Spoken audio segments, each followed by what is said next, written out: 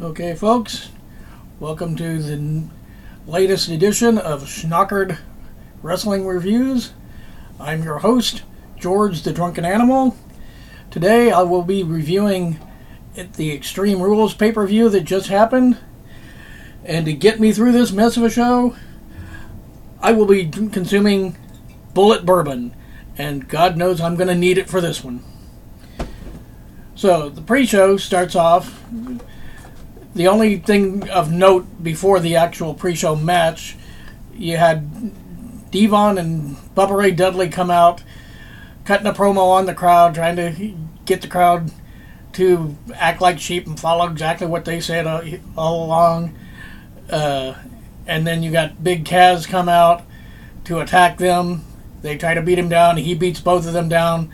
Not a huge fan of having one guy beat down two wrestlers, especially when the two wrestlers are an established tag team. But it was what it was, a pointless time killer. Then the first match of the evening was your no DQ match with Baron Corbin and Dolph Ziggler. Oh, here we go. Why they made this a no DQ match, I don't know. It really didn't need to be a no DQ match. The only reason that the no DQ stipulation even came into effect was for the end of the match when Baron Corbin nutshotted Dolph Ziggler and then hit the end of days. It was pretty much like I predicted on my preview show. Dolph Ziggler going out, making Corbin look like $1 million, bumping all over the place, and getting his ass kicked, and then Corbin finally getting the win. So, yeah, it was what it was. Then your opening match of the pay-per-view itself was the Tornado Tag match between the Usos and the Club, Luke Gallows and Carl Anderson. Really fun match. I actually did enjoy it. It was what it was. It wasn't the greatest match ever, but it had some interesting spots.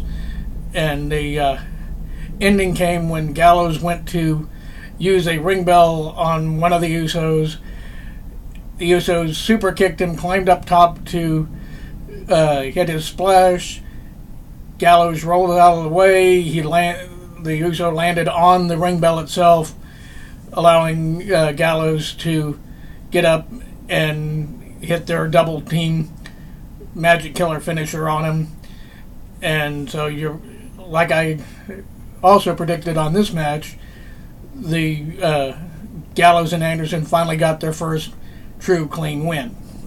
In your second match of the evening, let me double check my notes here,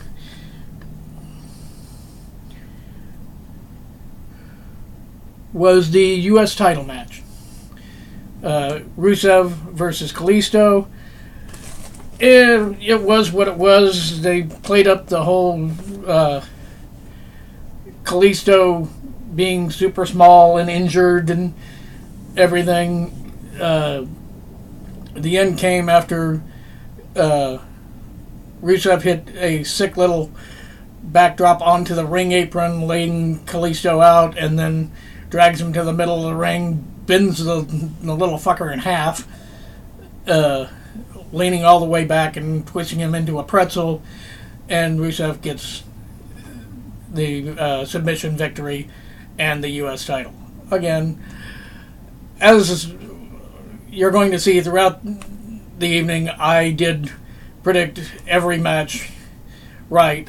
I don't know if that says I'm that good at predicting or if it's just the WWE is that predictable. I'm going to go with the WWE being that predictable. The next match after that was your tag team match with the New Day versus the Vaudevillains. And this time they actually had Xavier Woods and Big E being the two to be in the ring, and Kofi Kingston being on the outside, which is not their usual MO, but it's great to see Xavier get in the ring every once in a while. He's not that bad. I do enjoy some of the stuff he does. He likes to throw in little comic references and stuff into his matches. So he pulled off a Kamehameha move early in the match, and the end came after Aiden English went for was going to try to do a move on Xavier from the corner, but Kofi caught him from behind with a Trouble in Paradise, which laid him out, and then New Day Xavier Woods nails a Shining Wizard on Aiden English and retains their tag titles. Now, I hope this doesn't mean that the Vaudevillains are going to tumble down in the ranks. They are a fairly entertaining team in my book, but I don't know where they go from here. Hopefully, they don't end up like the Ascension and just jobbing out left, right, and sideways now. But we'll see where they go from here. Then after that was my match of the night, and whenever I did my preview show, this is the match that I did say that I was most looking forward to and that I thought could be the match of the night and the show stealer. And it was. It was the Fatal 4-Way for the Intercontinental title. The Miz versus Kevin Owens versus Sami Zayn versus Cesaro. And it was just an all-out spot fest all over the place, but a lot of great psychology. The match starts off great with Sami Zayn just running up and just hitting a sick haluva kick on Kevin Owens right away, knocking him out of the match for a while. And then Cesaro nails The Miz with a running uppercut, I believe it was, laying him out. And then they go into a sequence with Zayn and Cesaro, and then just a whole lot of near falls, breakups, sick moves all over the place, too many to count. But the end came after Owens had nailed Cesaro, Owens nailed Cesaro with a pop-up power bomb, and went for the pin. Sami Zayn comes to take him out on the outside, and while that's going on, The Miz sneaks over, grabs the pin on Cesaro, and that's pretty much how I figured the match was going to go, with Owens and Zayn taking each other out, and The Miz somehow or another pulling off a cheap little win. But he did hang with all three of the others. Nobody was sloughing off in this match at all. This was probably, like I said, it was the match of the night for me. I really enjoyed it, and it's by far the only really great thing on this entire show. Then the next match after that was the Asylum Match. That's right. Where do I begin with the Asylum Match? Dean Ambrose versus Chris Jericho. It was a fun little match for a while. In my opinion, it just drug way too long. They could have cut about 5 to 7 minutes out of the match, made it a little tighter, and the whole this PG era, like I thought before, was holding it back. You're not going to get any super blood spots or anything like that. So about 3/4 of the way through the match, Dean Ambrose introduces a bunch of thumbtacks, and then they spend about almost 10 minutes teasing whether or not who's going to go into the thumbtacks and everything else, and eventually Jericho gets backdropped onto the thumbtacks, looked really sick. I'm surprised he actually took that. And then Ambrose nails Dirty Deeds, and he lands face first into the thumbtacks. So Dean Ambrose finally gets a clean win on pay-per-view, which is something that's very few and far between with him. I'm glad to see it. I hope that this feud with him and Jericho is done now. I don't need to see them anymore. They just don't gel as well as you would think they should. I love both wrestlers. I think they're great. I just don't think they really gel that well, especially in stipulation matches with the cage and everything. They just really couldn't get anything going. It wasn't a bad match. It was just there, and like I said, I figure about 5 to 7 minutes too long. Then after that, I believe, was the women's match. Let me make sure. Yes, the women's match for the submission match between Charlotte and Natalya for the WWE women's title. I had really high hopes for this match. I know these two can go out and put on a hell of a match and make a really good match. This was not a good match. It just was plodding and slow, and Natty audibly calling way too many spots. So the major stipulation of this, besides the submission, was that if Ric Flair even came down to the ring or showed his face anywhere near the ring ropes or anywhere near the ring, that Charlotte would automatically forfeit the title. So Natty finally gets Charlotte in the sharpshooter.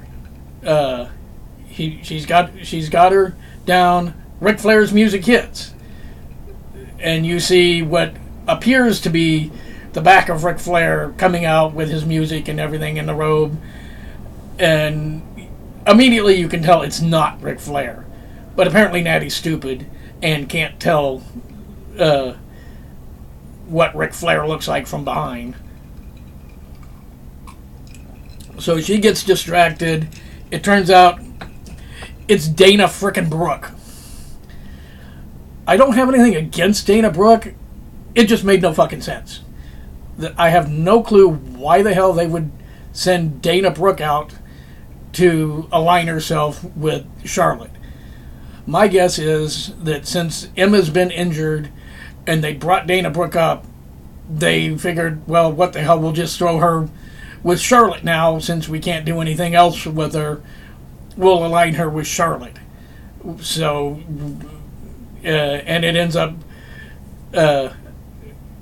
Natalya does end up tapping out to the figure eight after copious distractions and interference from Dana Brooke. Again, I really hate how they have turned Charlotte into the female fucking Ric Flair. I just don't like it. I think she's better than that. She needs to finally break away from that. She's a great wrestler. She does not need to do this stupid I'm the female Ric Flair, so I have to cheat to win every single time.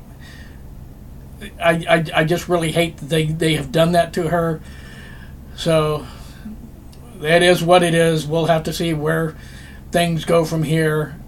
I did call Charlotte winning. I just didn't call this kind of bullshit ending. So I'm going to give myself credit for that. So I was perfect for all of my choices in my preview show. So then finally you get the main event, which is AJ Styles versus Roman Reigns in an Extreme Rules match that started off really good. The crowd just shit all over Roman Reigns. Anything and everything he did, they booed. They could give two shits about him. He put AJ through two different announce tables. They teased him powerbombing him on the concrete. AJ's doing the Styles Clash outside on the concrete. They did everything they could to get the crowd into the match. The crowd just is tired of Roman Reigns at this point. So all of a sudden you got Gallows and Anderson run out, of course, which, yeah, it's Extreme Rules, no DQ, whatever. So after all this abuse that Roman Reigns has taken, at one point AJ had like shoulder tackled his knee while he was going for his Superman punch, but that only lasted about 5 minutes of Roman Reigns kind of hobbling around. I can see why the crowd was shitting on him, because it was just not good. Then the Gallows and Anderson hit the Buddha Doom on Reigns, dragged AJ over him, and of course Roman kicks out of that. AJ teases using the Styles Clash. The Usos run out. They attack Gallows and Anderson. Then they attack the AJ Styles and doing the super kick party that the Young Bucks love to do. I don't know. This is it was an all around clusterfuck of a match at the end. AJ at one point had even hit the Styles Clash on a chair on Roman Reigns after he'd taken all this other abuse, and he still fucking kicks out. I knew Roman Reigns was going to win. I just didn't want to see it devolve into this kind of BS. It just really, really irked me. If you can't tell, yeah, I'm not a big fan of this finish. So all of a sudden, AJ gets a chair and just goes apeshit. He's beating the living shit out of both the Usos and Reigns. Just 10, 15 chair shots on all three of them, laying them out. Lays Reigns out with another Styles Clash. He kicks out of that one. So AJ whacks him a few more times with the chair, goes outside, and as soon as he went outside to launch into his phenomenal forearm, I knew exactly what was going to happen. He was going to jump into the air, and Reigns was going to jump up and spear him in midair. And lo and behold, boom, one midair spear after all the rest of that shit that everything else had went through. And AJ gets pinned. I didn't expect AJ to win. I knew he wasn't going to win. I called Reigns winning. I just expected a little bit more of a competitive match and not killing every single finisher that AJ has. That was just completely retarded in my book. But right after that, as soon as he pins AJ, out of nowhere, Seth Rollins comes up. He shows up, nails a crappy-looking pedigree, which I really hate him using that move. He sucks at using that move. He needs to get something better. I don't want to see him being Triple H light and using that frickin' pedigree. He sucks at using it. But whatever. He lays out Roman Reigns and stands over him doing the "I've got your title, I'm badass," yada yada yada. And that's how your pay-per-view ends. So, overall, if it weren't for the Intercontinental Fatal 4-Way match and the Tornado Tag match, I would probably give, if I were giving a rating on this, I would probably only give it about a B minus at best, but or C minus at best. I'm sorry, yeah. But the Fatal 4-Way really brought that show. This was the match of the show, and it brought it up at least to a BB plus just that match alone, plus the Tornado Tag match, which was a fun little match, which I did enjoy. Those were my top 2 matches. Number 3, other than the clusterfuck of an ending, the world title match was a really good, fun match. I did like it. It's just the crazy over-the-top ending that brought it down below the other 2 matches. And the Ambrose Jericho match, like I said, you knock about 5 to 7 minutes out of that, and you've got a really, really good match. But it just was too long. They don't really gel well together. So, like I said, overall, I give this show about a C-, and we'll see what they do with Raw and how things go from here. Let me get my plugs in here at the end. First, I'm going to give a shout out to Joshua Baker and Beer and Song of the Day, Justin Dimmitt and of Prosper, and Kevin Sherman of Heavy Metal and Booze. Those 3 were all instrumental in me finally getting around to doing this. And a major shout out to Rich Strasberg and Tyler Segal of the On the Network podcast. I'm a frequent guest on there. Great show. If they just would lay off the Total Divas crap with me, I would be really fine with that. But hey, it is what it is. If you like the show, comment on it wherever you see it. I'm going to post it up on YouTube and On the Network Facebook group and the On the Network podcast page. If there's something you guys want to see me drunkenly review besides the monthly WWE pay-per-views, let me know. I'm willing to review just about anything that I can get my hands on. There's not a whole lot. It's got to be either on the WWE Network or the New Japan World app, or if you find something that's an old show or something on YouTube that you want me to check out and give my thoughts on, I'm really willing to do that too.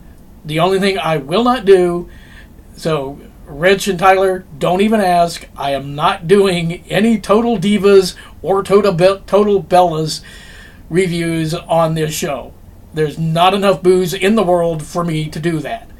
So, until next time, I'll be looking at the lights after doing the JOB, and thanks for watching.